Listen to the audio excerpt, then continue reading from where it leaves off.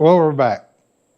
Part 3 now of reviving this 99 Road King, first year of the twin cam. This fuel injection's giving us a little bit of an issue, but we're going to whoop it today. You and I, we're going to hear this thing run today. I mean, if I got to put a hand crank on it myself, we're going to hear this thing run. So welcome back to Butler Customs Motorcycle Shop.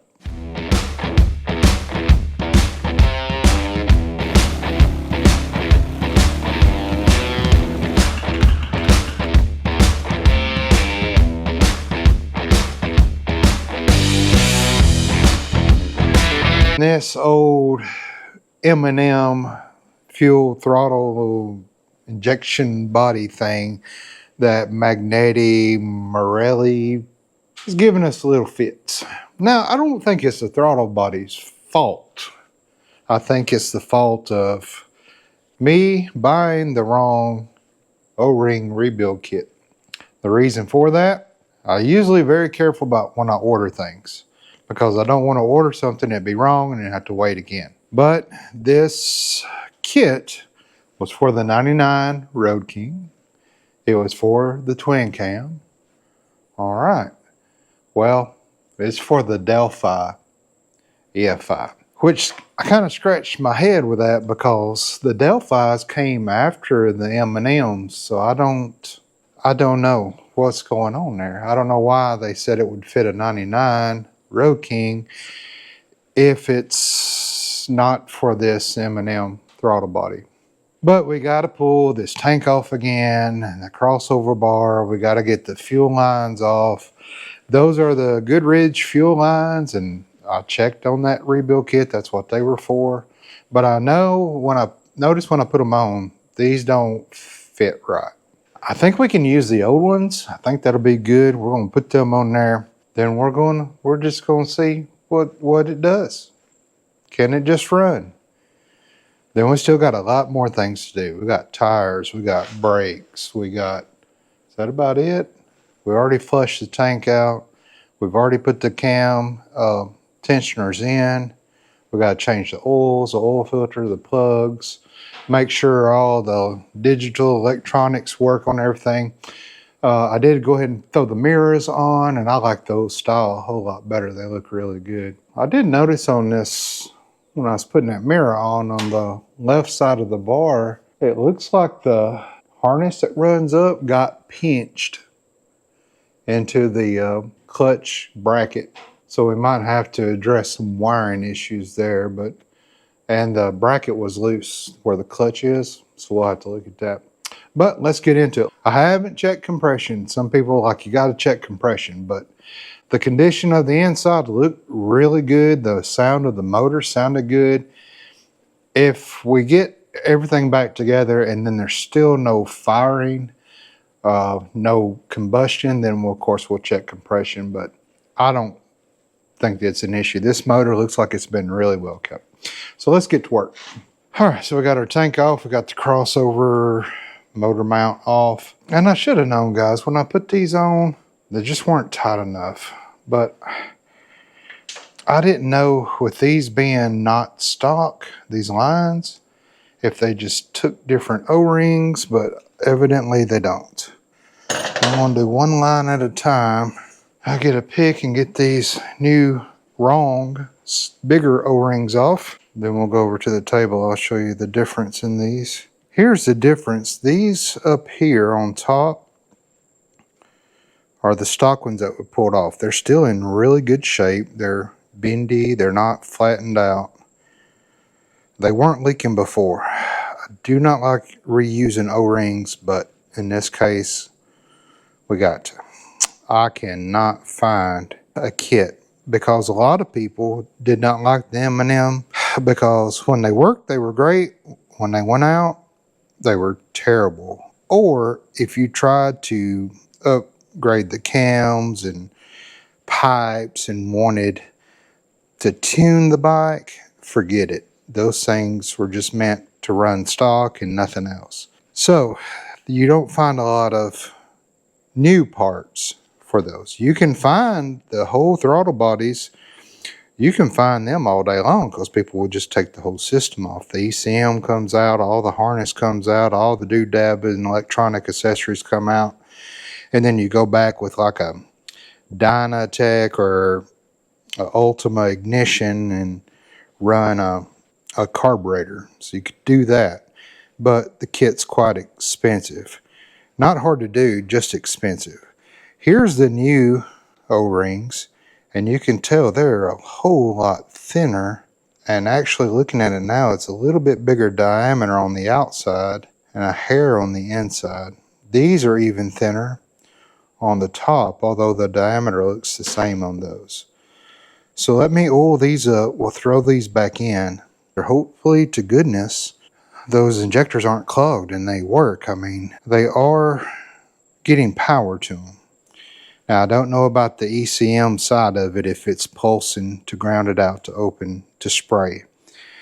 I don't know about that. I wouldn't think, you know, the injectors on those M&Ms, they're really good injectors. I don't usually ever see problems with the injectors. It's usually the ECM and you're wanting to tune it and get more out of it. That ECM, gosh, it's got 35 wires or 32 wires or something like that, just controlling the fuel in that thing, the ECM. So it's the first generation of the EFI, electronic fuel ignition, maybe? Installation, injection. But we will just go ahead and oil them up and throw them on.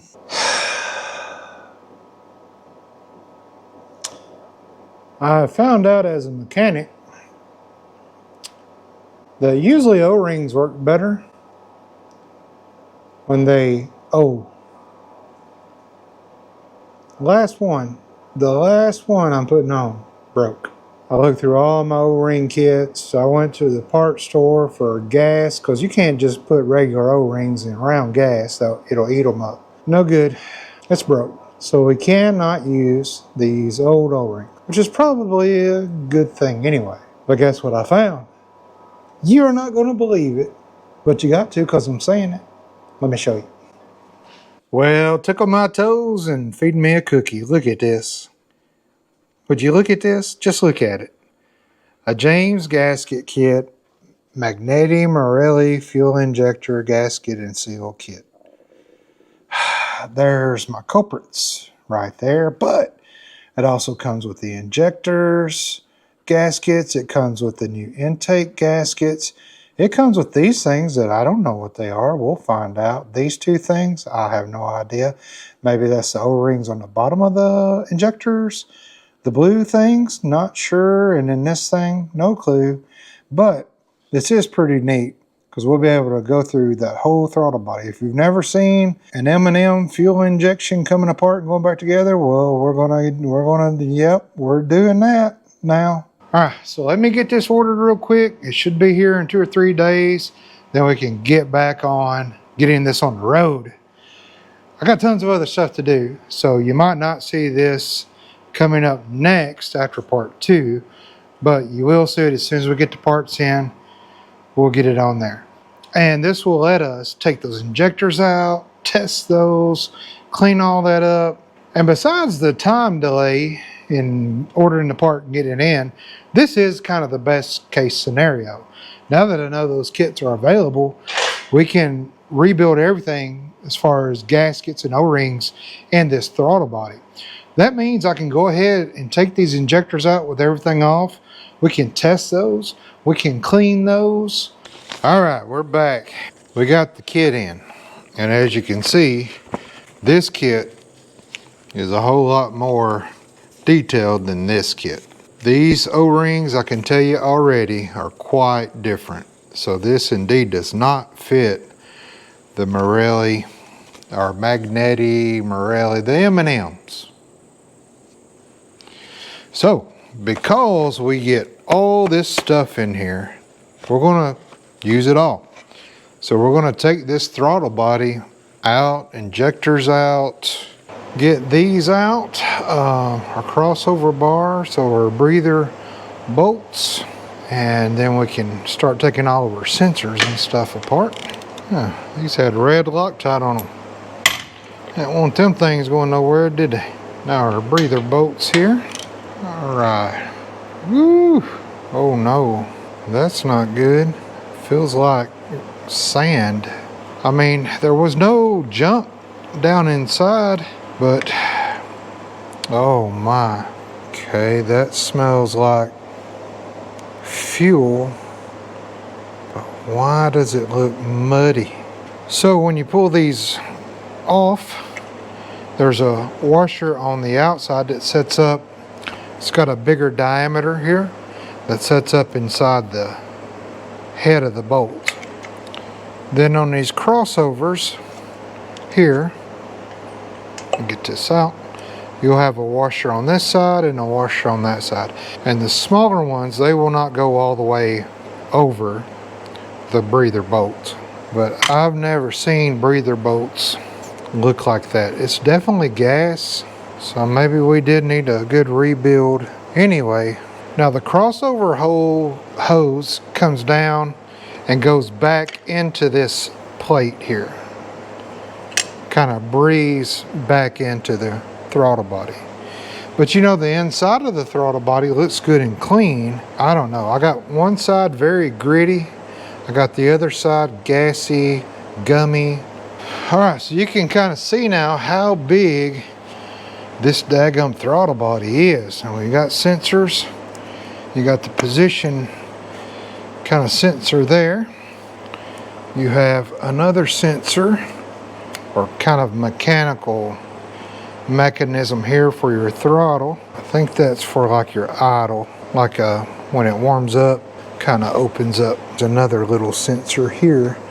Okay, and that goes to a little sensor back here. Now everything on this side's out except our throttle cables.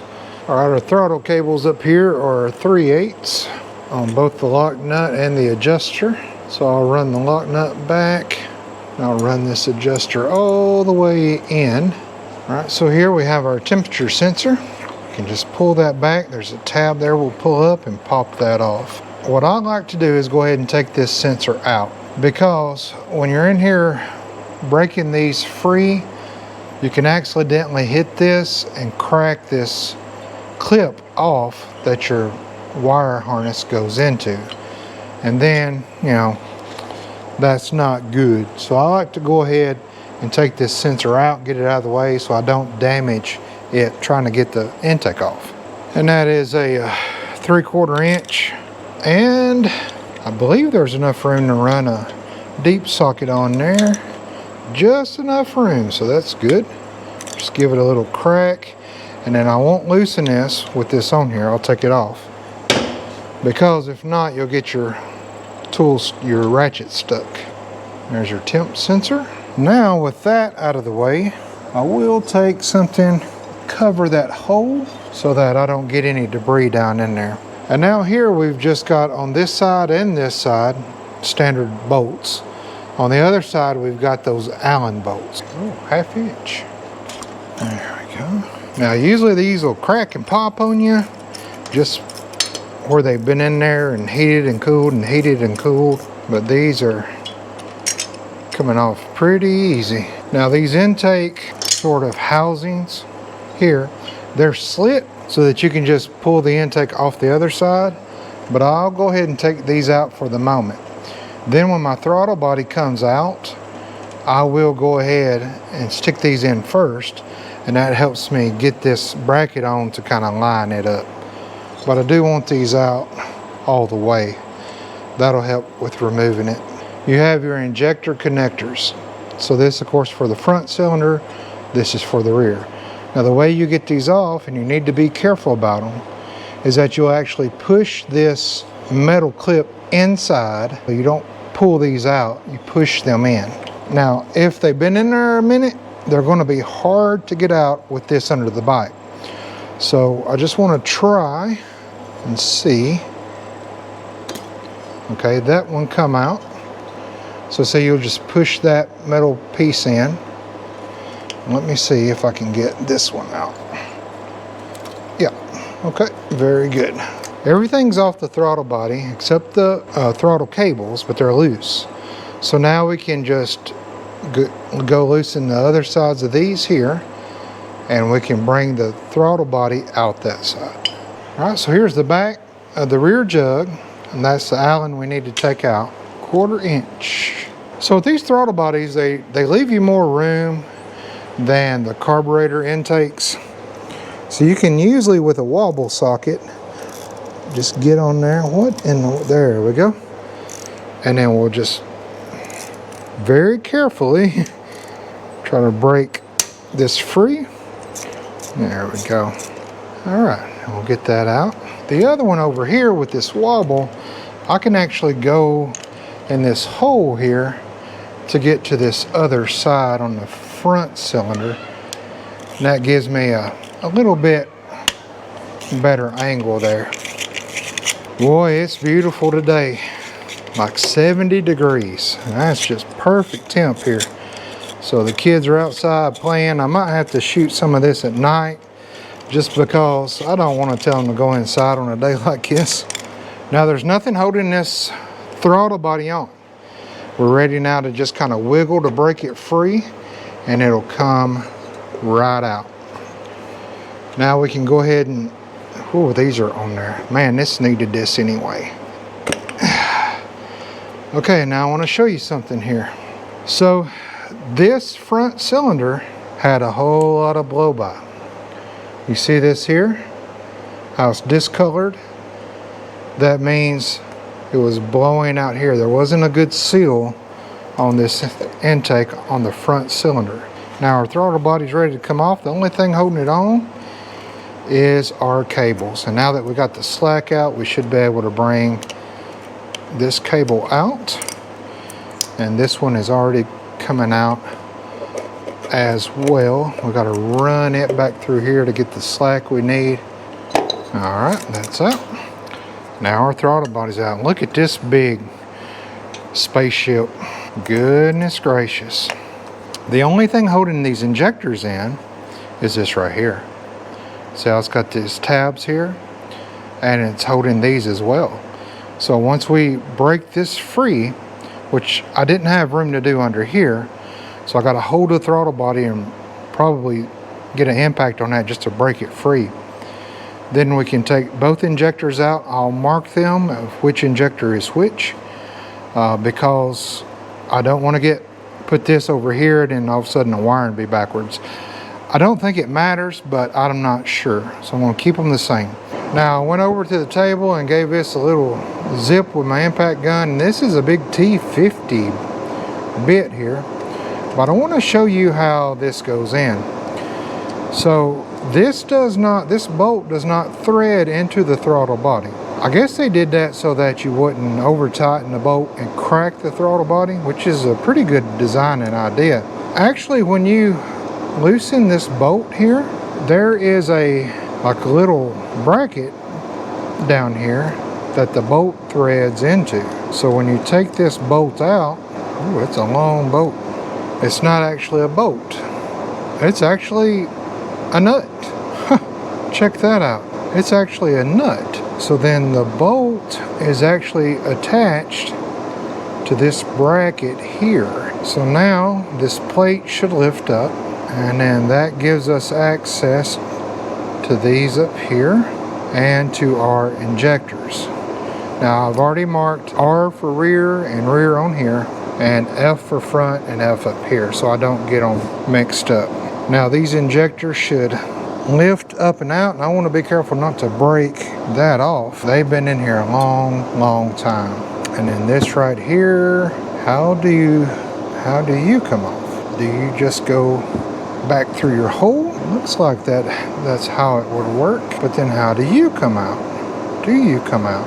Yeah, you wiggle. All right, there's the injector sprays up under there. Oh, I think the whole thing comes out with the collar. Yeah, it's going to come up. I just don't want to pull here and break this. Let me get a little pry up under here, and by tool, I mean my pocket knife. I'm going to use my big wide blade and just see if I can just get that to raise up. Now, what are these little rubber things here? Okay, I need to stop. I need to do my research because I've never taken one of these apart. Okay, so on this magnetic Marelli, this M&M, throttle body. It's from 99 to 01, so they only made this thing for 3 years. Or this style, I should say. This sensor right here, here's your intake or your air filter. This sensor right here is your throttle position sensor. So this is one you don't want to mess with. Right here is a temp sensor for the intake. Here is your idle sensor for when your bike, start the bike and it's cold, it'll go a higher idle. So if you're watching here, when I pull this back, the butterfly's open. And then when it's pulled back, it's closed. So I would say when the bike is cold, this is closed, closes the butterflies. As the bike warms up, this reads a temperature, and then your temperature on the front head gives a reading to the ECM. This begins to open to adjust your idle. Of course, you have your rear injector, your front injector. Number 6 here is your return, what do they call it? Fuel fitting return line. And here is the fuel fitting supply line. This was the one that was spraying crazy with those other gaskets. That's the exploded view. We're not going to be taking the throttle linkages out. We will be cleaning them, but not taking them apart. This is for the 02 models, and in the 02 models, you can tell they changed a lot. So they only ran this design for 3 years. That's why parts might be hard to find. If the flanges are not marked, label them with an F and an R so they will be reinstalled in the correct locations. I did not mark those. Why are they different? What's different about them? If you line the holes up, one set of holes up at the bottom and line the sides up, they'll be way off at the top. See that? The rear flange here will not go on the front. So if you put your bolt in with the intake off and then you try to move this up to get this to line up to the bolt hole, it will not fit. So they are made different. They should have stamped them, you know, because gosh, if you're just going to pick up a flange and you're thinking any flange will work, they won't. There's a front and there's a rear. So I've got them marked now, but they're easy to tell.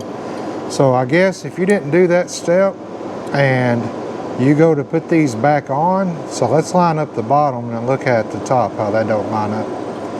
You put these on and you go to slide them up into the heads and you're like, why ain't this bolt hole lining up? Well, that's why. Flip them over. We're progressing. There is no instructions on taking this down any further than what it is.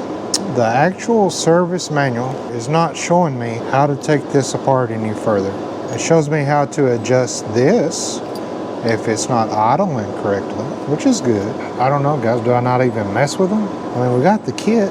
Why wouldn't it show me how to get the injector out? Now, I have reset these before, and like I said, you can do them on the bike, but it's a big long process. You got to back this adjuster out, unplug this, put a connector into this wire back here and do your readings and do another reading once you adjust that. So it's a big process, but I'm not monkeying with it right now unless we get to that point. Okay, I have scoured the internet.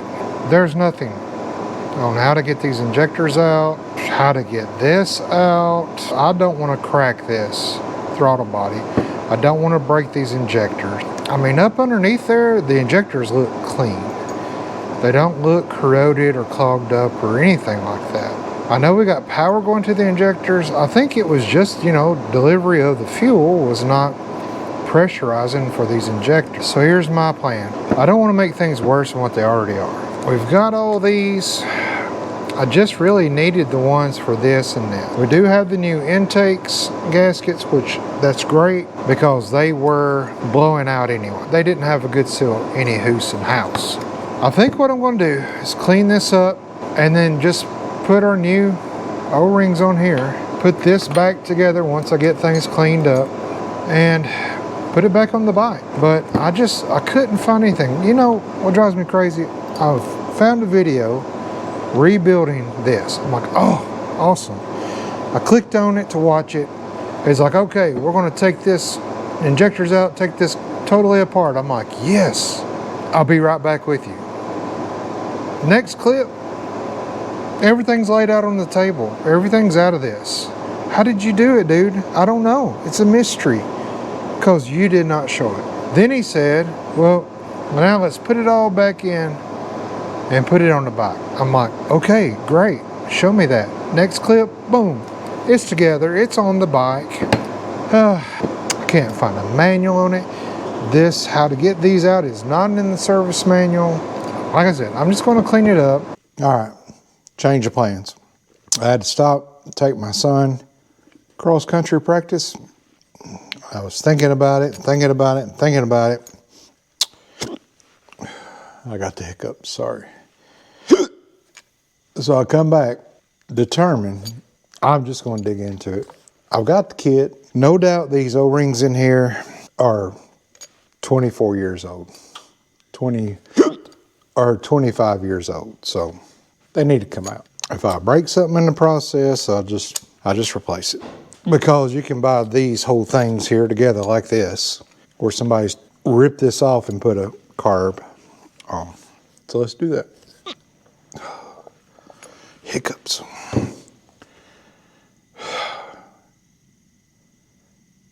I took a Sharpie, marked S for send and R for return. I don't know if they're different or not, but I want to put them back in the same place. And there's this little ridge here, and I'm wondering if, see how that kind of moves? I think they're so hard to get off because they've been on there so long. Oh, she's hiccups. Oh, yeah, see how that come up? If I can just get under there, can this pop, does this pop out? We're about to see.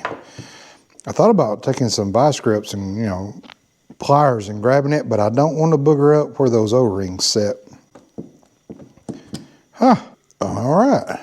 There is an O-ring there, and it is hard as a rock. So that other one should do the same, right?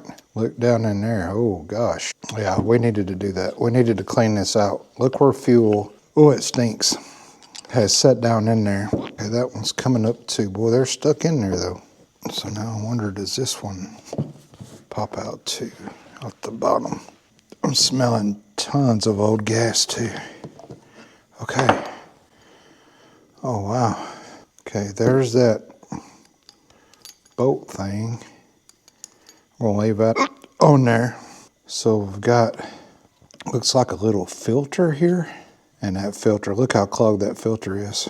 So it's a good thing we did this. And another little O-ring there. So I'm going to take this off, just to help me to remember to put this back on. I'm going to leave those alone. I bet that right there comes out.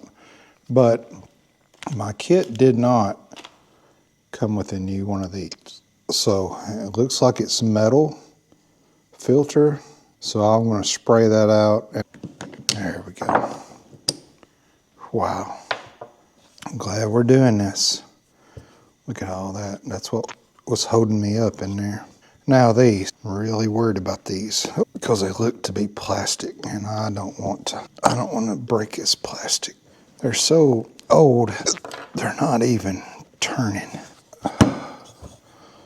Do I press that out? I mean, it's coming up, but I just don't like putting this much force on that injector. I think I'm going to take a little socket that'll fit right around the edge of that injector. The nozzle is up in there, so I don't have to worry about that. But just to fit in there, I think if I tap that, see how that O-ring's just old and getting caught in there? If I keep doing this, I'm going to break this, and this is what holds the injector down. I don't want to do that.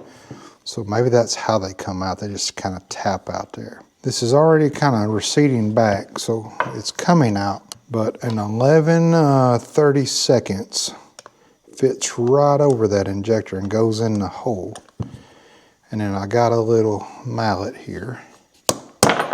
Yeah, that shot it right out. All right, our first injector is out. Looks like there is a screen again for fuel. That's good. So they're really not wanting, you know, any trash to get in those injectors. So that's good to see. Now we can replace these and clean these, and these are hard. That's why it was so hard to get out. Gosh, these are hard. Now we should be able to do the same for this injector, though it's going to take probably a little bit more force because we've not moved this one. We've not tried to pry this one up yet. Yes. Oh, all right. Oh, look in there. Can you see in there? It is nasty and it stinks. Oh, so glad we decided to do this. And it's the same thing. Very, very hard. Very swollen and stiff. All right, so hiccups are gone. And hey, we're learning a lot about old technology. Now, when we put these back in, we clean everything up, it should be, if the injectors are spraying, it should be doing good. I don't have an injector cleaner that's like you hook the leads up to and it flows them and cleans through them, you know, like a car injector. Because I would assume these are different than a car injector. I don't know. Maybe I'll study on that tonight too. Are these the same as a car injector as far as how they operate, and could I clean them like that? What I can do is just hook a hot up and then tap, or hook a ground up and then tap a hot to the other side and listen for that click. But I won't know the spray pattern. I won't know if it's clogged up and spraying. If there was a lot of trash on this right here, this little screen before, the final screen before it gets to the injectors, I'd be concerned. But they're clean. And when I look up in the spray nozzle, it's clean. There's no trash or nothing up in there. All right, I think I got everything cleaned up best I can. It looks a whole lot better inside there. Got our injectors cleaned up, filter cleaned up. I guess this is the regulator. I've got these return and supply nozzles cleaned up, and then the rest are just brackets. From what I gather, you've got these little plastic things here, and you've got one on this. What I'm figuring is that these plastic things keep that O-ring from, when you push it in, from, you know, squeezing down off this smooth ridge. So then on this one, you would put the O-ring here with this bushing on top to keep the O-ring from sliding down past where it should. And then up here, of course, you got this big thing here. Fuel line lowers go down in here. I will oil these up since they are O-rings. That are injectors are next. All right, well, that floss ain't working. The floss ain't flossing too good. Let's just use that. There. Perfect. And now we got our smaller one here. It goes over this. I think I can just get this on my fingers. There we go. And then this one's done. This is the rear, so it'll go here. All right, just like that, our injectors are done. Our supply things are done. Now we've got this, I call it a fuel regulator, but it's probably not. So this one actually gets pushed up, so I want to make sure this ring is at the bottom, like that. These aren't as thick, so they, of course, don't have much trouble getting on. And then this one right here. Perfect. Okay.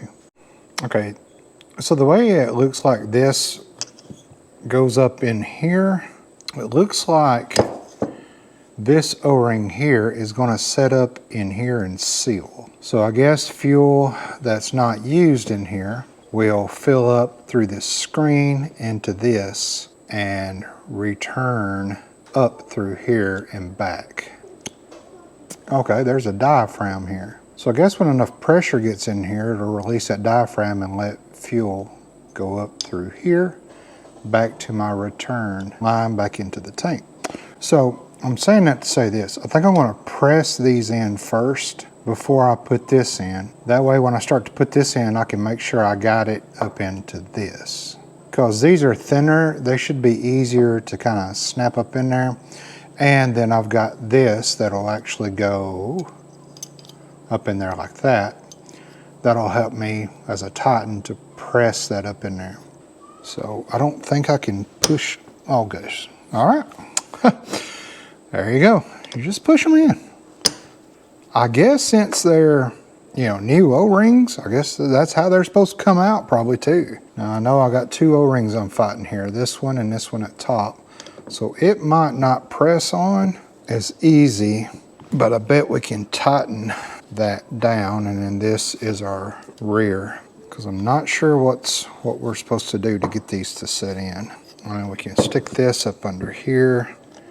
I'll try to get this to kind of seat up in there. And then by theory, that. So I should be able to tighten that down and it'll draw these down. I'm hoping that's what will happen. And I guess that's why that's so long. So I'm going to slowly try to tighten this to see if it draws these down. I hope it doesn't bend these tabs. My O-rings look like they're kind of centered and ready to go. All right, now let's see how this works. Is this going to draw them down? Looks like it is. Yep, it's drawing them down. And I did oil them up. That helps a whole lot. Wow, that was actually, I ain't gonna say nothing until it's done.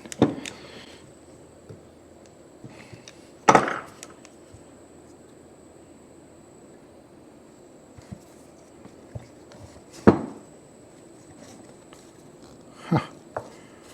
Well, there you go. That was actually easy. Super easy. So the hard part was actually just getting them off where they were so old and, you know, afraid of cracking or breaking something. So now we can go ahead with these O-rings up here. Run this down. I'll usually do the floss, but this little bitty screwdriver works pretty good. We're working with new ones, so, and I apologize for my greasy fingernails.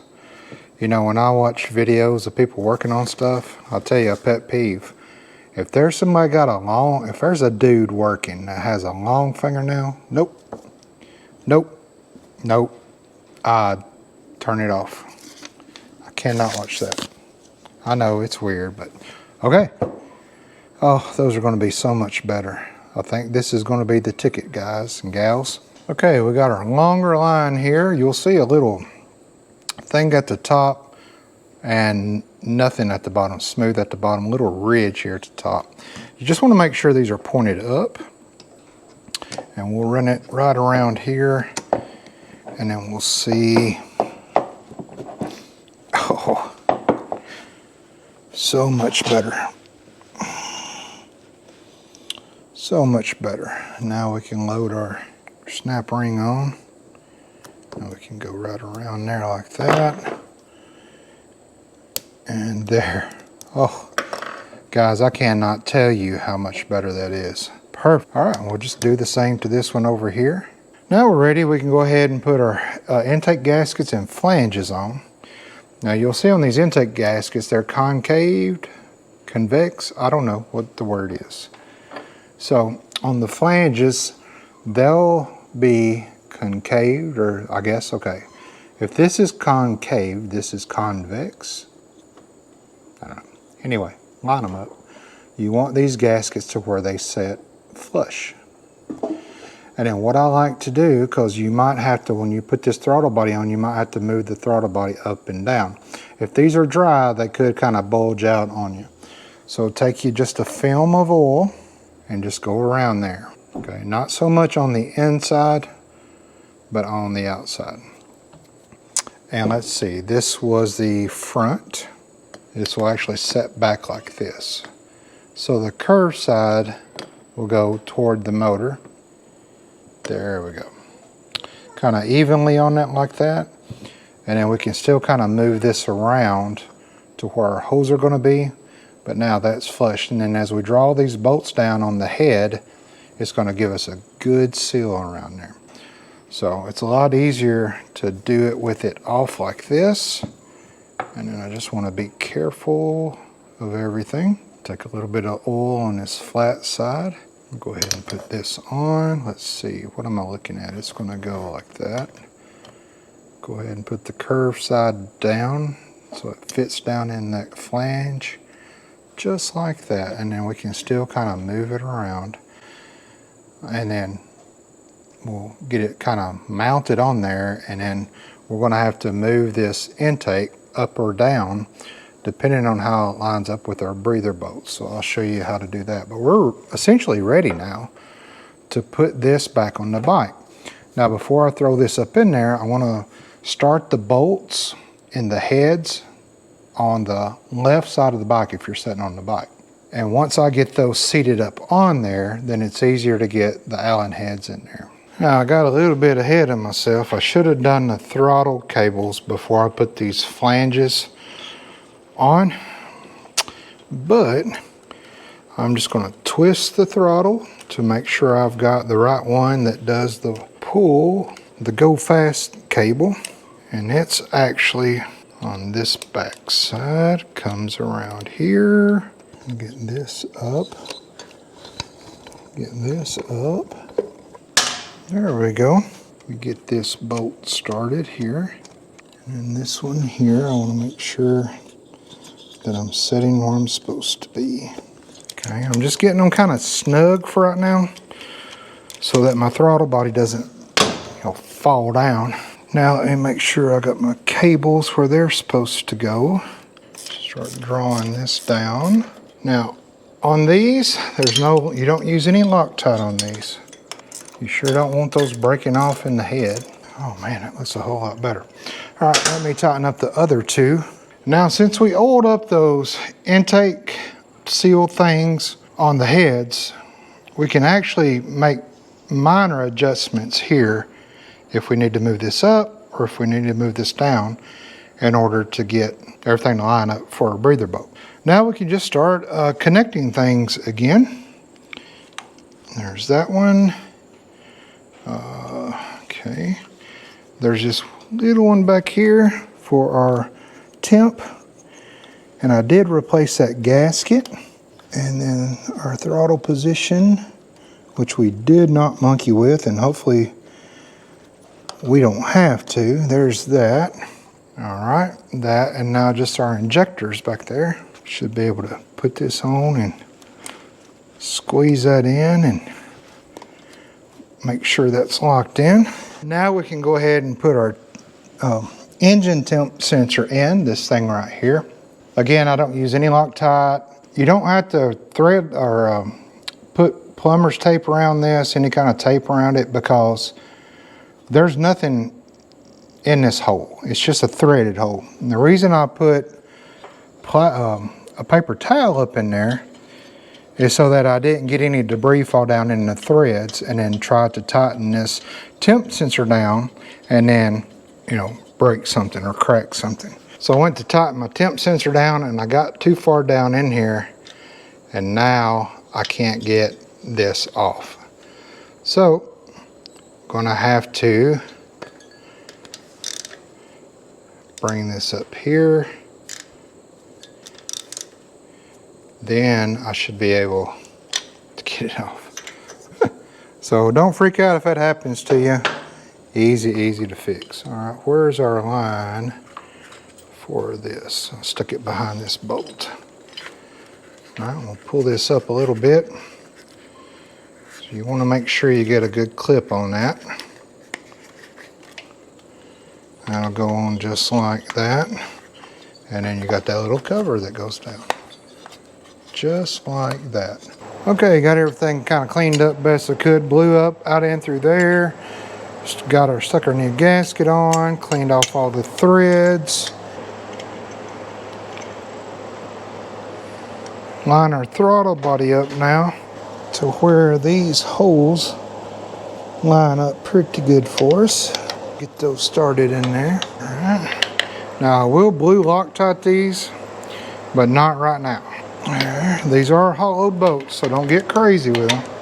We'll draw these up in a crisscross pattern because these bolt right into your throttle body. Got our crossover back on, everything bolted down.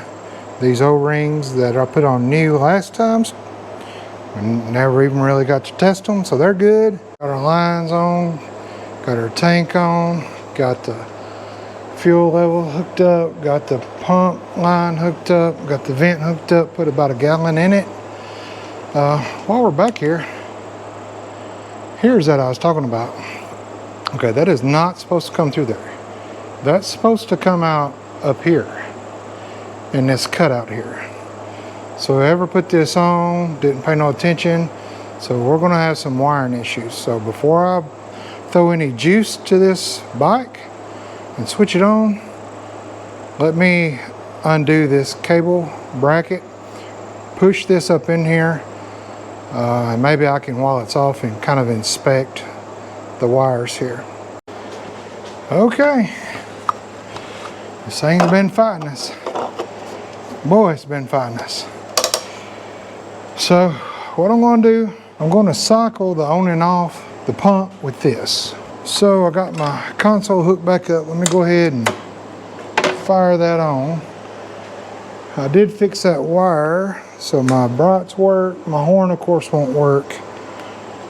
My turn signals work. So, okay, nothing was damaged in that. And I just tucked it back up there where it should be. Now let's cycle this on. We should hear the fuel pump, and we can check for leaks. I'm going to cycle it a couple times. I hear fuel pumping now, and the pump changed tones. I hear it gurgling in there, getting all that air out. Okay, I don't see anything yet. Oh, that sounds good. Yes, I think we got it. Will it start? Let's try it again.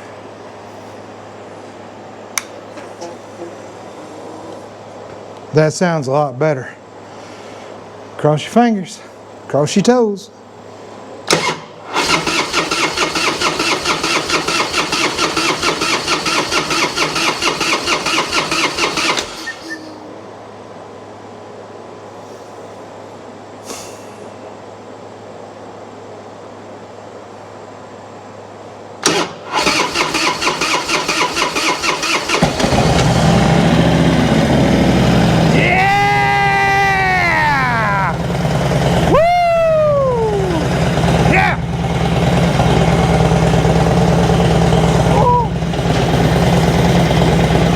So good.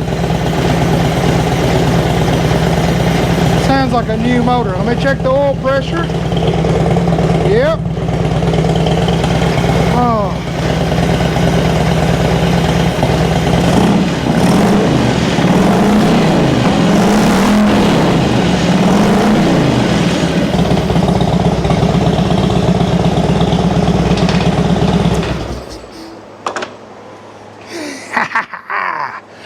It runs. It sounds good. Ah, yes, yes, yes. Now there's probably still some just goop and old fuel in here. So I'm going to put a bottle of, about a quarter bottle of seafoam in here. Put some really fresh ethanol-free gas in here. Let that kind of run through about a half a tank of that. Oh, motor sounds great. Motor sounds great. So now all we got left are brakes, tires and tubes. I think that's it, guys. I want to go ahead and start it back up. I want to see if the battery is charging, make sure the charging system's good. I'm going to hook the horn back up. Now that I know we have no leaks down here, and check all the buttons and gadgets and doodads. About a quart low. But now I don't know the last time this thing's run, so we're going to let it get it out on the road and let it kind of stretch its legs out, you know what I'm saying? I knew once I heard the tone of that fuel pump change that we were on to something there. Yes, awesome. So I want to start it up again, make sure things are charging here. I don't like that console sitting there. I think I'm just going to go ahead just momentarily. Just, can you hang out right there? Just for now. And then I just want to check our voltage here. Make sure we're good.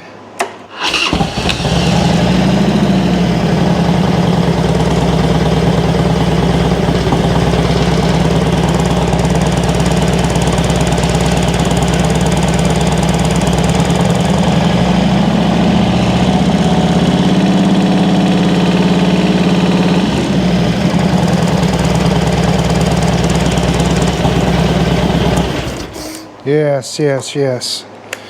Got up to right at 14 on about 1500 RPMs, 2000 RPMs, so that's great, that's perfect. So, system's charging, we'll just check the electronics on it, and we're going down the road. I'm bringing you along. Okay, got our horn hooked up. Let's walk around and check everything. I'm going to leave the fuel pump off for the moment. Yep, high, low, left turn, yes, it's not blinking fast, so I assume the back's working too, yes. Yes on the right, yes. Okay, let's try brakes. Okay, I hear the relay clicking, but I don't see a brake light. And no brake light back there, but the relay is clicking, which tells me it's a bulb. So we'll get that bulb out. Was there anything else to check? No, everything else is good. So let's dig into these brakes and see what they're about. We do have brake pads, but we'll see what the fluid looks like. One of my pet peeves is, come on Harley, you could have went half an inch out. Usually some people put these on way too tight, but this one is not. Wonder how this fluid looks. Let me grab a light. Oh, see that? See over in there? Look at that. Really good looking fluid. There we go. We'll put the cap back on. Make sure it's seated. We'll carefully, without trying to burn our fingers, run that in. There we go.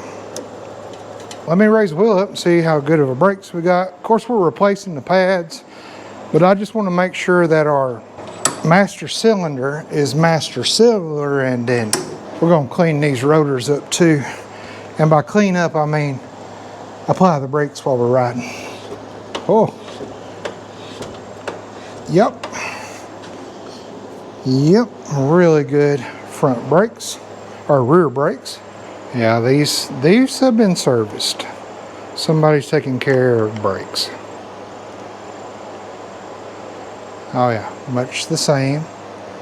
Much the same. This one is a little bit low, but I don't know if it's where it might not be setting the way it should, but just a hair low. You can see down in there, that looks really, really good. Really nice and clean. There's no debris at the bottom. It's not gelled up. It's looking really good. Clean cap before removing. Does anybody ever do that? Do y'all ever do that? Of course, this one was clean, so I didn't have to clean it. Okay, we're back here on this rear tire. Got a cotter pin and then 15/16 on this nut here. With the bags off, we can get right up in there and take this off. There we go. Now, usually you don't have to hold the axle on the other side, but sometimes you may. You'll take a long extension and put on the tip of that axle. Okay, so if you've not done the axle flip, where the axle comes out the other side, you're faced with this problem. On some pipes, this might even hit the pipe coming out, but here we've got it hitting this saddlebag bar. So there's several options. You can take the shocks off and then raise the bike up, or you can take this cross member off. It's here and here, it's here and here, but also you can leave the pipe hooked up and usually just raise it up enough to get that off. Also, while you're back here, check these out right here. These right here are known through the vibration and the weight of the bag to break. This is one piece, it's got the elbow. This carries the weight of your bag and your muffler. So if you load your bags with luggage, a lot of things, a lot of heavy things, all that weight's getting put on this little elbow right here that's very thin, like a 1/4 inch thick is all that is. So these often break. Then you either have to make a bracket or buy a new one or something like that. So just kind of inspect them. This is already kind of a little rusty where water's been running down there. And this side as well is a little rusty, but no cracks.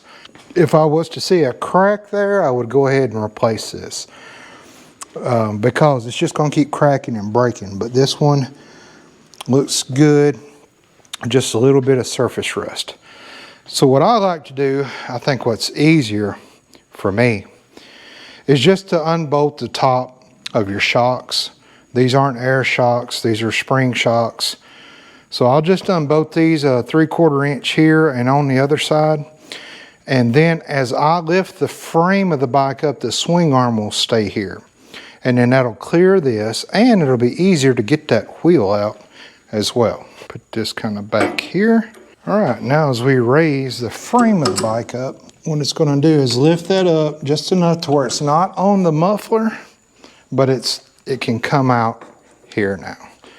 So now we can just go ahead and pull our axle right out. And look, somebody took care of it, I'm telling you. Still had some grease on it.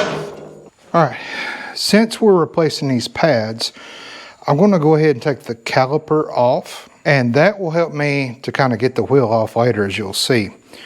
Because with the caliper out of the way, and especially when you put the wheel back on, you're not fighting the pads in this caliper and possibly damaging the new pads. I believe that's a T45, it is. It's a floating caliper, so you'll see it's just threaded that much, and then you got the pin. So let's do this other one down here. And that other pin is the same, and they are both the same length. So you don't have to worry about mixing them up. Now, we can simply, my rear pad is actually stuck. There we go. So now we can just kind of let that hang down in there for now. And now we've got our pads here. You've got this metal brace. Now we did not buy the kit that replaces this or the little slide. So what we're going to do is we're going to save on these, and then we're also going to clean them up so that they do slide properly. There we go. So we just pull that out there and pull that out there. So we're going to clean this up. We're going to save on this. And now we can go ahead and pull our pads out. So they were getting down pretty far. So time to replace these. But they're worn evenly, so that's good. I think this bike's just, you know, been setting. My trouble pad there. See how it looks on the rear.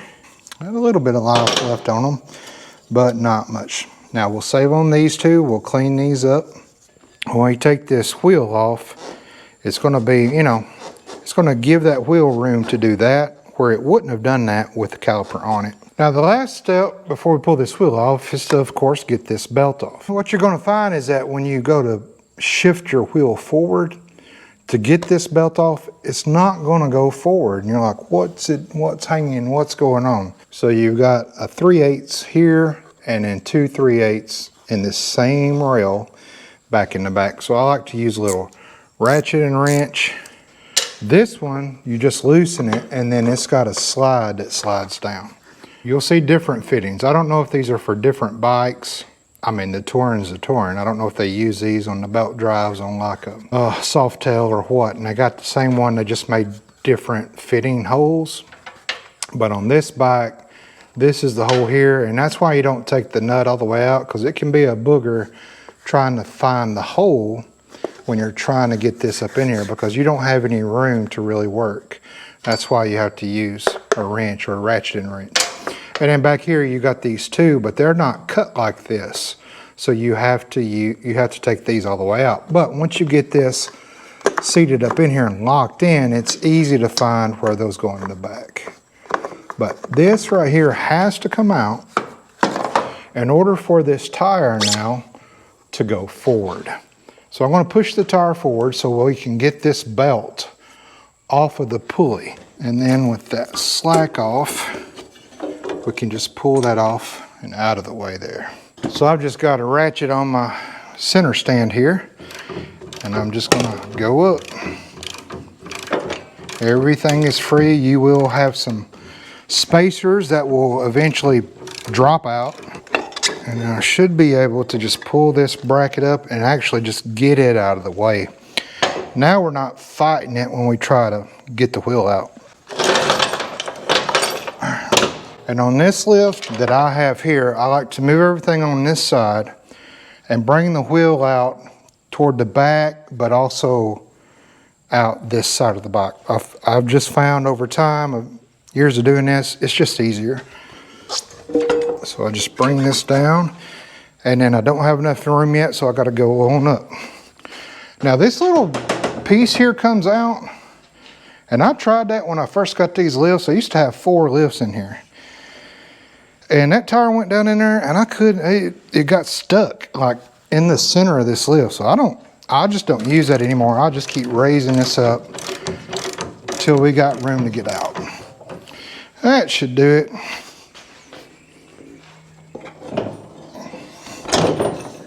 There we go. And this is out.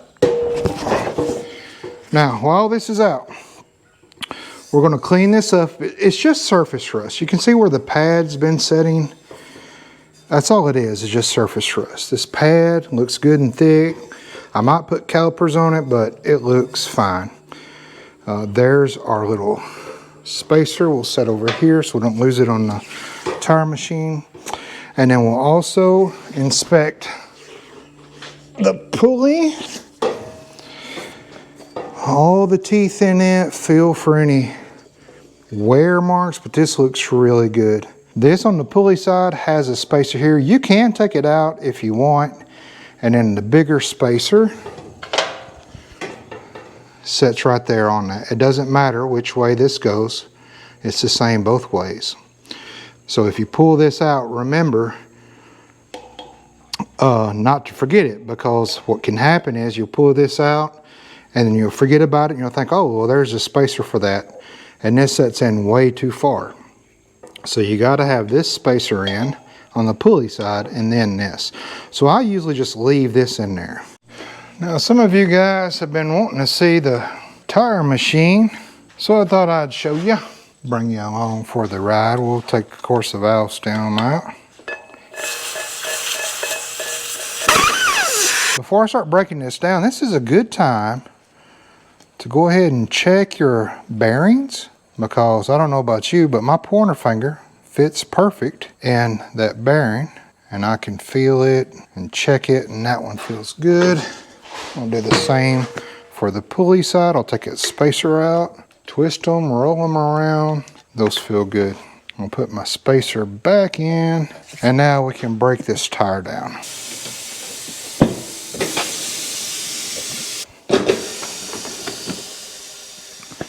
Arm over here.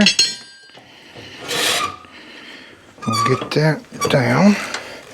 And I like to use the pulley side up, or the rotor side up on the rears, because I find that the pulley kind of almost rubs on this arm here, and it doesn't exactly touch, but it's close. And when I'm up here working around things like this, I just want to be careful. So when I pull down like that, that pulley, if I had it up here, it's kind of a little too close for comfort.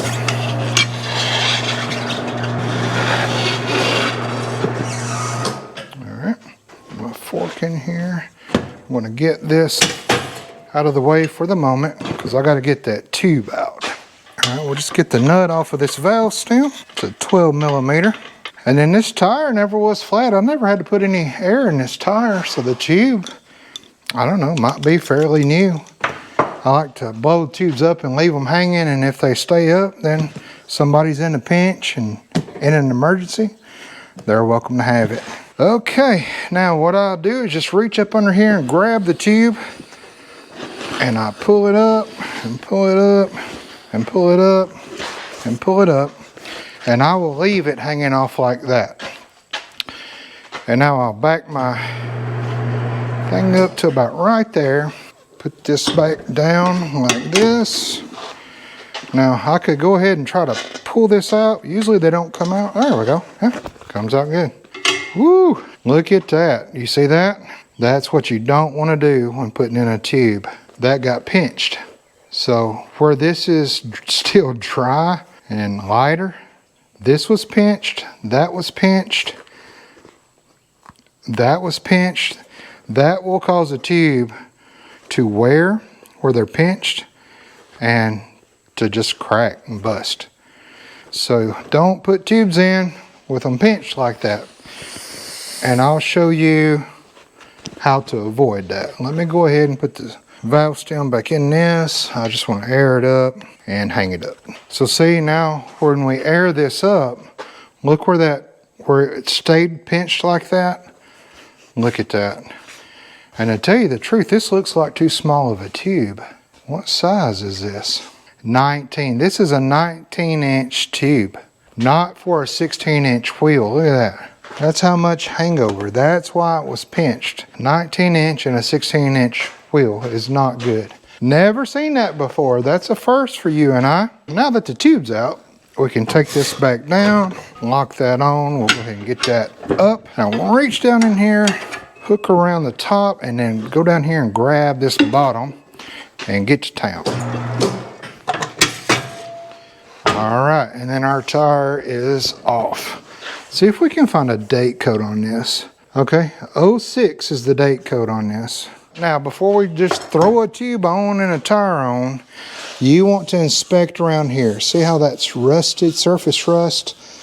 So what I want to do is spin this around. I want to look and make sure that my little rubber ring here is good. It's not cracked. It's not off somewhere.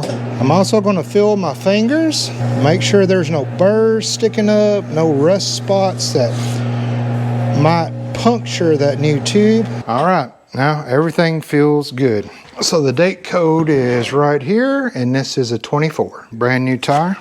And you'll see on tires, hopefully you will, a spot. So I want to line this spot up with the valve stem, and then that should help balance this tire. I don't like to use balancing beads inside tubes. I think that wears those tubes out and could cause premature failure in the tube. So if I'm doing a spoked rim with tube in it, I will not use balancing beads. If there's a balancing problem, we'll use weights. But what I want us to do now is go ahead and grease this up and get the first part of it on already. And I use a thing called Joe's Bead Lube. Gosh, I've had it for years, but it's about to go out. And I like to lube up here since we're working with a tube. I'll lube on the inside as well. I just find that kind of helps things. Since this is on the bottom, down there about right there. Now I want to look at my direction. The arrow is going this way. Motorcycle tires are directional. So this is turning clockwise. My rotor is on the right side of the bike, so we're good.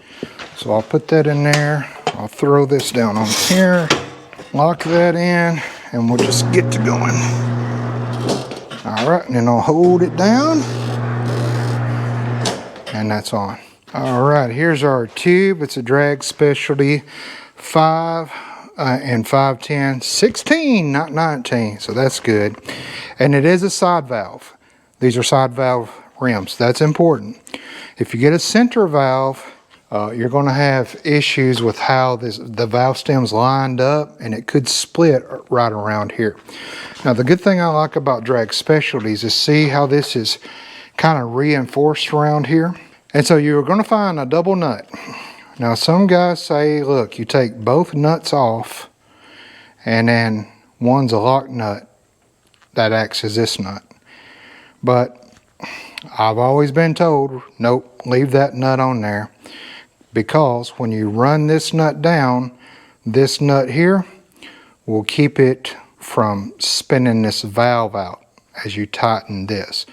So if I had both of them off and then I went to tighten this one down, it could spin this valve out of this tube. So I've always been told to leave this alone, and it is good and tight, so this one was not. Maybe it's the way to do it. I don't know. You tire guys, let me know. Tell me what's the right way, what's not, because I don't know. I've just been going by what I've always been told. So let's put a little air in this. Don't ever assume when you get a tube out of a box that it is good.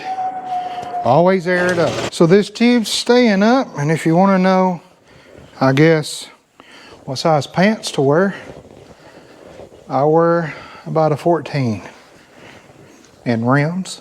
We can take this stem out. Tube is good. And also airing it up helps kind of, you know, stretch it out and get it ready to go in. You don't ever want to put them in there flat, because that's how you'll get creases and things like that in it. To start with my tube, I want to get it over here. I get it down like that, and I want to take this. I'm just going to stick that up in there, and then go ahead and now I'm going to leave this nut. I'm not going to take it all the way down, because I want this to be able to move around. And now with that off, I'm going to flatten this out and then just carefully raise this back up off the rim.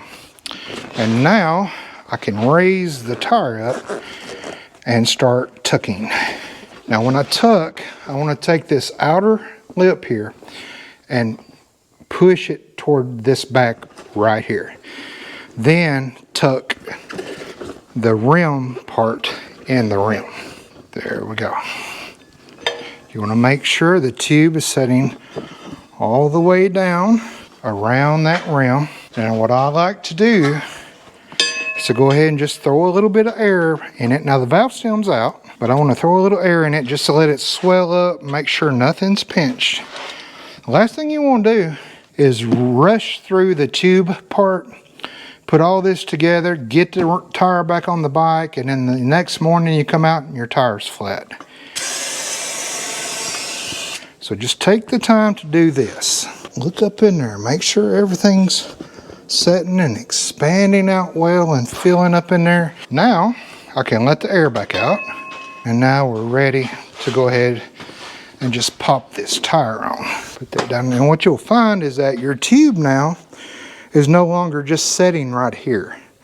Your tube, since you aired it up and let the air out, is actually back up in your tire. That way when you do this part, you don't actually run the risk of that tube being up here and catching in this and ripping it. Oh. All right. Just go around. I want to keep this side down. Boom. There we go. Now I'm still not going to tighten this down yet, but I am going to put my valve back in and tighten it. And I've got a little valve tool that I cut off, and I use this it's really good to get down in these little areas like this. And now I'm going to take the rim off of the clamps, because I want this to pop out and I don't want the clamps to get caught up in there. There we go. All right, and now with the tube tires, they're not going to necessarily pop like a car tire. So you got to watch and be careful. Okay, 1, 2. So see, that didn't pop, but they both came out and seated. So let's go up I like to run just right at 32, 34, and then we'll put our new valve cap on. Oh, before that, now let's go ahead and tighten down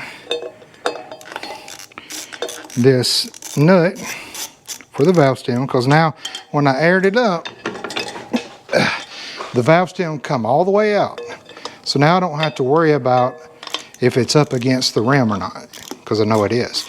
And since we've got the nut behind this rim, I don't have to worry about twisting that valve on the inside. So this tire is done. As long as I always line up this, I've never had issues. Now, if people want balancing beads in them, of course I'll throw them in, but I don't like using them in tubes. So this went together really well. Before we put this on though, I want to kind of just clean up this rotor. And already with me handling it, it's cleaned up, but I want to get a brass brush and just kind of zoop around there. The back side I'm just not going to be able to get to. It doesn't feel as bad as this up here. Put our safety glasses on. Yeah, so just as I thought, it's just surface rust. That's all. Rotor's good, nice and smooth. I don't feel any deep wears or anything. So we could have just put this back on there, rode it down the road, and as we stopped, you know, broke in those new pads, this would have come back right back around. Okay, got my tire setting back up in there, and I'm gonna go ahead and get my pulley up and out of the way, really. It's also a good time to inspect your pulley. Since it's in neutral, I can pull the transmission pulley and I can look at every tooth on this belt. When Harley upgraded to the belts, it was a really good upgrade. It does have, looks like the original belt on it, the HD belt. Those pulleys last a really long time. They don't need as much adjustment as a chain. Now, if you get a rock up in there, whoo, for the brake, I'll make sure that everything looks good on that. And this right here sets up against the swing arm, kind of close to where the hole's gonna be. There we go. Now we can just go ahead and start letting this back down. Since that caliper's off, we don't have to worry about the pads banging into the rotor and messing up our new pads or chipping them. Now when we start getting down, I'm going to take this big spacer here on this side. I'm going to stick up in there and hold it with my fingers just to get it between the swing arm and the spacer inside the wheel bearing. I use the white lithium grease in the can. It's for axles, and I think it's easier. It covers better and doesn't leave a mess everywhere. So I'll just spray that down, and then I'll just try to start and see where am I at. Where is my spacer at? But now my belt tension is back where it was, which was perfect. Now I can put that cover guard, that plastic guard, back on. You saw how that works, and then we'll get into building these brakes. Okay, getting ready to put our brake pads back together for the second time. I forgot this, and I didn't want to keep going with the video and you forget it too and then get mad at me. All right, so these clips will go down. You'll have nothing here and a little tang here. That goes facing the outside of the bike. Sets up there, and then this will set up here. It will not stay up there, so you got to hold it. And then get your front brake pad and set it up in there on both sides. And it'll sit there, and then take your rear. They're both the same pad, so it doesn't matter. There's not a back side and a front side. Set those in there. Now the thing I forgot earlier is this clip. So you've got two little catches right here, and there's big holes in the back of this bracket. And so you'll get one in the hole started, and it actually comes around your pad here. It sets behind this pad, and then we'll find the hole for the other one, and then we'll actually pull this over and down just like that.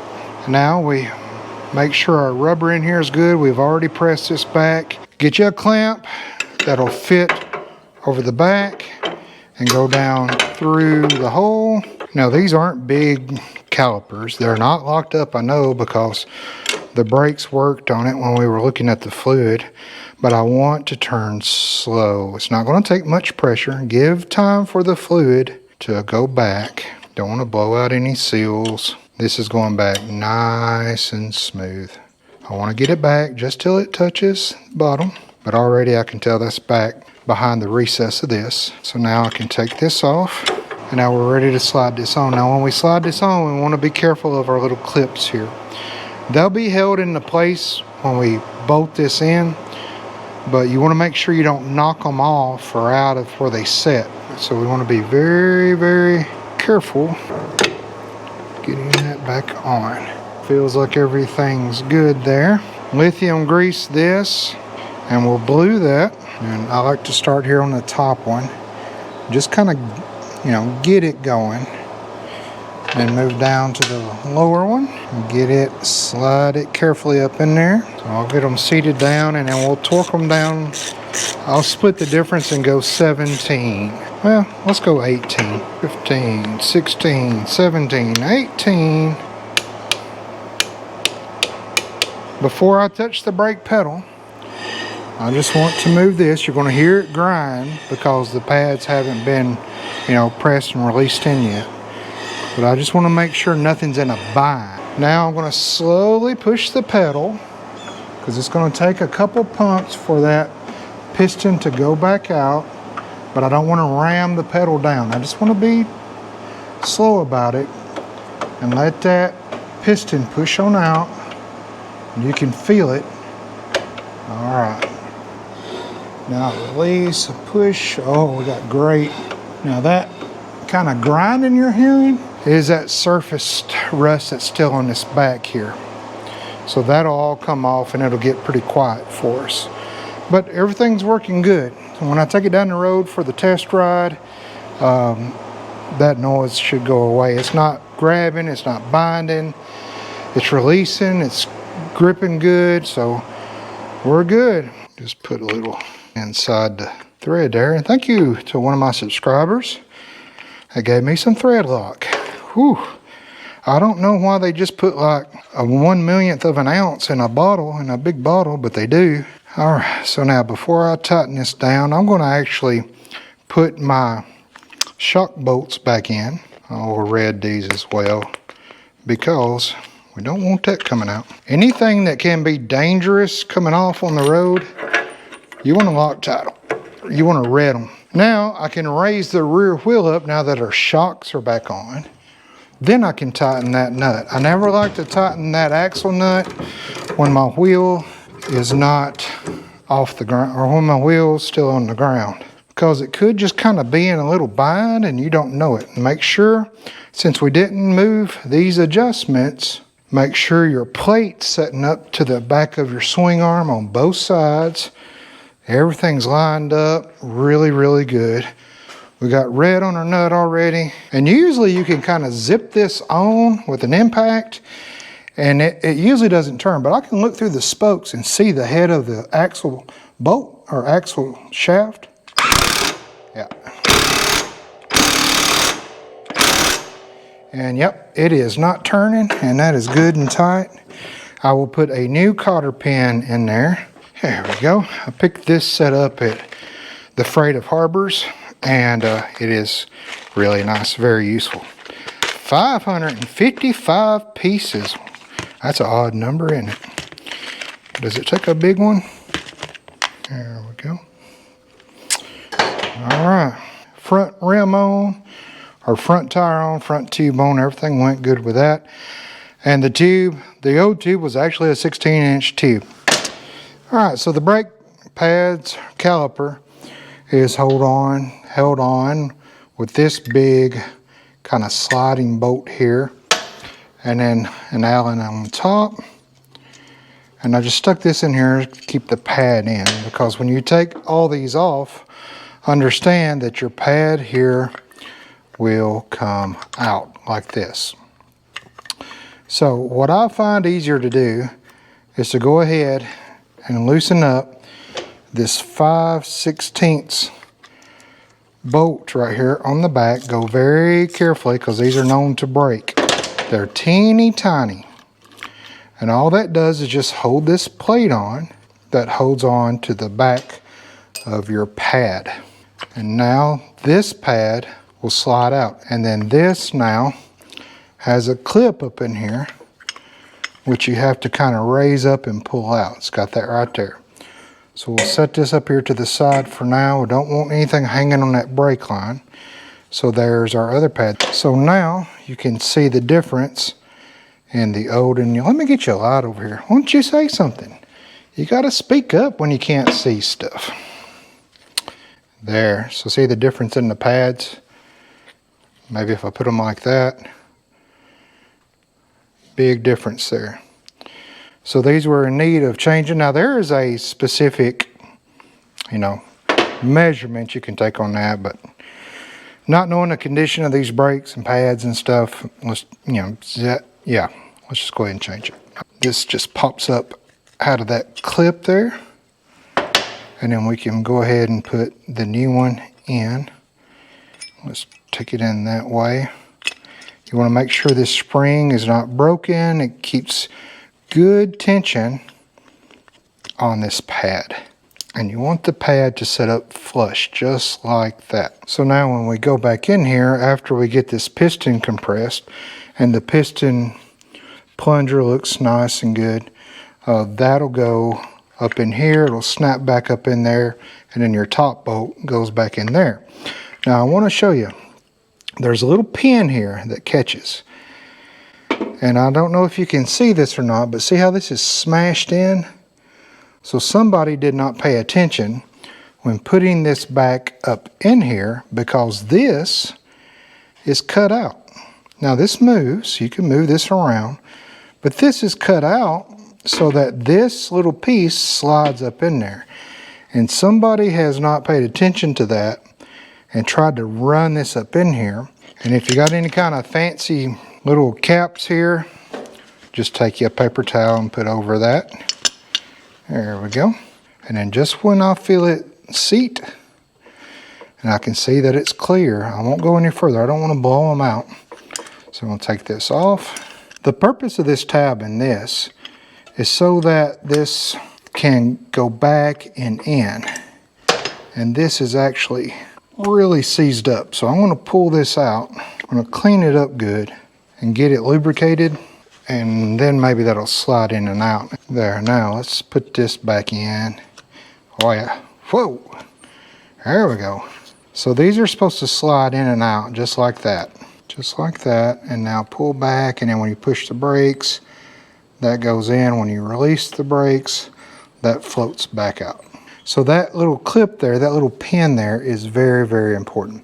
And it's riveted. I guess if it broke, you could get a new one. I don't like how that clip's not sitting in there. I wonder since it's riveted if I can turn it and get this good side over here. I mean, I don't know, but let me try that. Well, that was surprisingly successful. So I just took some vice grips, clamped on there softly, and turned it. And now, when we put this bad boy up in there, boom. Now we got something to grab into. All right, now we're in business. You want to make sure this rear pad gets, or this inside pad gets up there in its home. Go home, little buddy. There we go. Very good. Now we'll take our cap, we'll put it on. Now our bolt. Now it's a super small bolt, so please be careful tightening it. Have I broken before? Yep. I got blue Loctite on there. You just want a snug fit on it. There we go. Now our pads are rebuilt and ready to go back on. Now what I like to do is take this bolt and just run in here, give it a couple of threads. That holds everything together for me. Now I can come up under here and sort of get this back in here and get my pad up there, okay? Now while I'm holding everything, I'll take this out real quick and we'll get it up. Well, come on now. In there. Where's the pin at? Take this pin and we'll go in there with it. Take my 5/16 and get that end started. There. And now we'll blue this and then raise this up and get this started. Now I'll get this kind of hand tight, and then I want to take this back out and blue Loctite it. Now this doesn't slide, so you don't have to grease this. It's just shafted like that. I guess for more stability, maybe. I don't know. We'll put that in there. And now we can tighten everything up. Alright, I'll go look the torque specs up on these because they are important.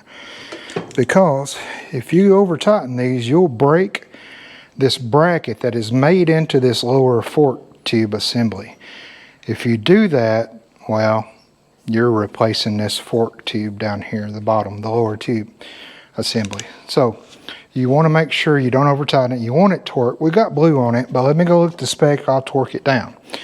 Now, right at this time, I've got the other side off of the forks, so I don't want to go pumping on this yet because that'll blow out that piston on the other cylinder. So I want to go on the other side, do the exact same thing you just saw that we just did together, and get that done. And then I want to throw some fresh fuel, throw a new oil filter on, change the fluids, put the new plugs in, and we're going to go down the road. Now the torque specs on these for this bike it's crazy. It's like 25 to 38 or something. It had a really wide torque spec, so I did 35. Torque these both to 35. Now if you're having trouble getting this one in like I did on that other side, you need to make sure that bottom bracket that's behind the fork bracket that the pad actually sets in is pushed up, and then everything's lined up. So now everything's back together. We can give it a spin, and then we can slowly start to push our brake pad. Very good. All right. So that is good. Once those get broke in real good, they'll be nice and quiet. All right, folks, so everything's back together. The oils are changed, the fluids are changed, the plugs are changed, the filters changed, the brake pads are changed, the tires, the tubes, the cam chain tensioners, top end gaskets, the fuel system. A total rebuild on the Maserati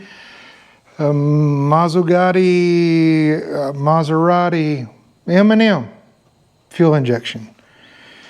That fought us tooth and toes, but we got it whooped. Now it's been a long time waiting for me. Let's take this thing down the road and see how it does. If it's on my own bike, I don't mind bringing you along, but I don't want to be distracted by a camera and have an accident on somebody's bike. So let me take it down the road and I'll come back. And that was just a rear brake bulb that was out. So swap that out and everything's good. Tags are way expired on this 25-year-old bike. So I'm just going to go to the end of my road and back. We live out in the country, so it should be fine. I say that, and then, yeah, I'm going to get stopped. But I want to break those pads in and make sure they don't chatter or cling or clang or anything like that. But everything went back good. So let me take it down the road. Be right back. Oh, before I go on my test ride with it, little shameless plug, I guess. We're only like 15 subscribers away from 4,000 subscribers. It's worth barking over. Yeah! It rides good. It rides real good. This is ready to rock and roll. Those new plugs, whoo, boy, they helped. They really helped. It's got some pep now. I am going to run some fresh gas through this, non-ethanol, and a little bit of seafoam in it as well. It sputtered one time, but besides that, when you got on it, it was on it. It was good. And it fires up so much nicer now. Pump sounds good.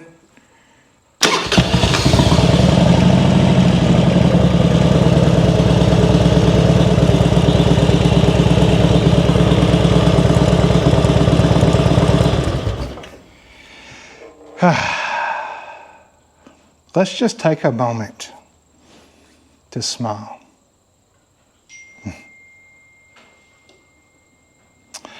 Now, usually I call the customer and say, it's done, come get it. But this bike was from one of our subscribers out in West Virginia. And they're usually one of the first people to watch my videos. So I'm going to let it be a surprise for Friday morning, because it's Thursday now. I've spent about, all in all, 3 weeks on this bike. Now, I'm not working on it every day, of course, waiting on parts and diagnosing and things like that, but a lot of hours into this. And that fuel injection, I'm glad it gave us fits, and I'm glad we rebuilt it, because it was bad inside there. And that sputter might have been, some of that breaking up. When that seafoam gets in there and that fresh gas gets in there, it's really going to do good. If not, if it doesn't clear up, I'll definitely get in here and change this fuel filter out inside the tank. And that should, fix things. But it only did it the one time. Still got some probably of that old gas in there. But thank you so much for helping me out in the shop with this 99 Road King, first year of the twin cam. And we did it. We got it back on the road. A 25-year-old bike that's been sitting at least probably 12 years. But whoever had this before took care of it. And I don't know if you've rode a Road King before, but they're the police bikes. They cruise. So thank you so much for helping me out. And tell your mama and them I said hi.